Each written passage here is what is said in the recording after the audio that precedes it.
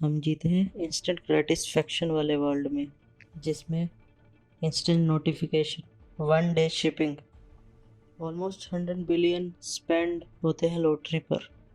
तो ऑटोमेटिकली हमें भी सेम चीज़ चाहिए जब हम इन्वेस्ट करें, जिसमें रिटर्न्स अभी, कैश फ्लो भी अभी। एक साल पहले मैं भी डिविडेंड स्टॉक में इन्वेस्ट करता था, पर अब मैंने अपने सारे डिविडेंड स्टॉक्स बेच दिए हैं।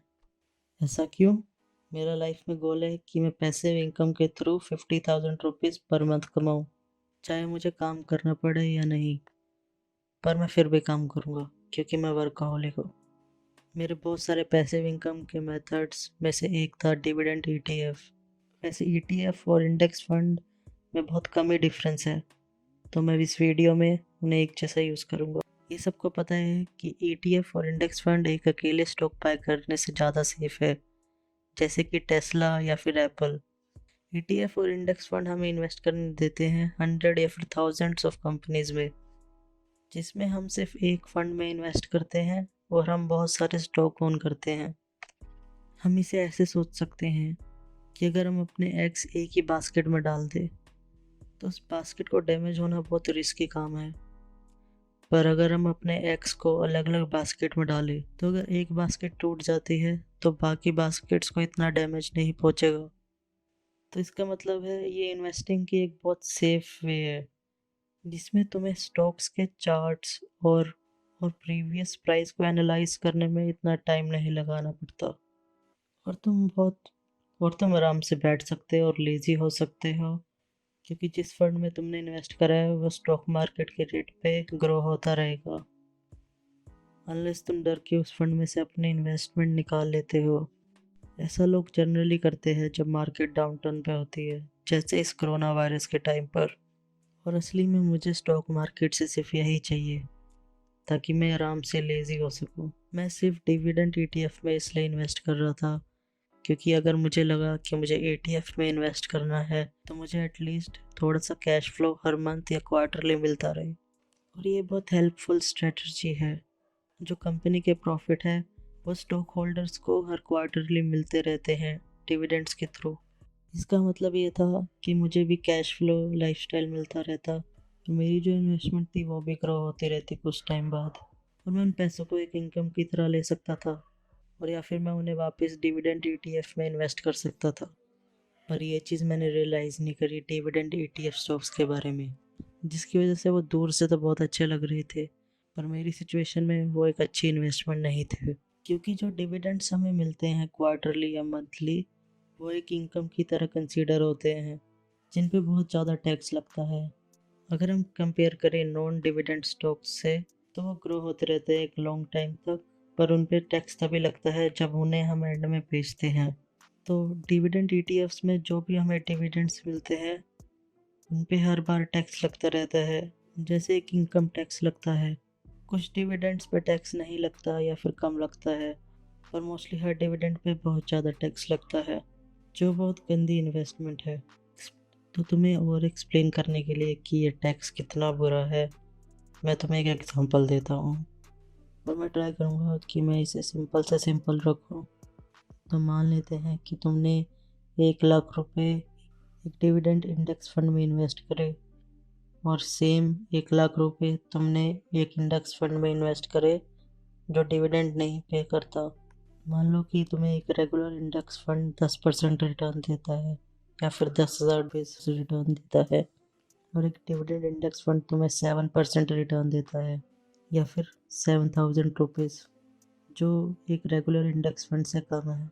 पर तुम्हें वो 3% डिविडेंड पे आउट भी देता है, जो 3,000 रुपीज़ के इक्वेलेंट होगा।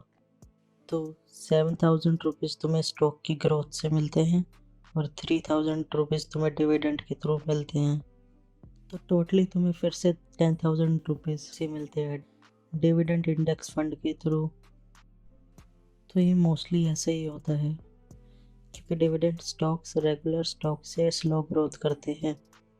तो इस सिंपल एग्जांपल से तुम्हें सेम पे आउट मिलता है दोनों तरह से, पर असली में ऐसा नहीं है, क्योंकि डिविडेंड इंडेक्स फंड में तुम्हें टैक्स लगता है, तो नंबर्स क्लीन रखने के लिए मान लो कि तुम्हें 30% टैक्स लग रहा है, तो उन 3000 रुपीज़ में से तुम्हारे 900 रुपीज़ तो टैक्स में जा रहे हैं, तुम्हें वापस सिर्फ 2100 रुपीज़ मिलेंगे।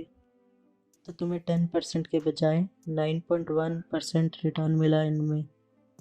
तो ये 0.9% रिटर्न इतना मैटर नहीं करता शॉर्ट टर्म में, अगर तुम्हें उसे यूज़ करना है रेगुलरली इनकम की तरह, पर वो 0.9% रिटर्न बहुत ज़्यादा मैटर करता है लॉन्ग टर्म के लिए।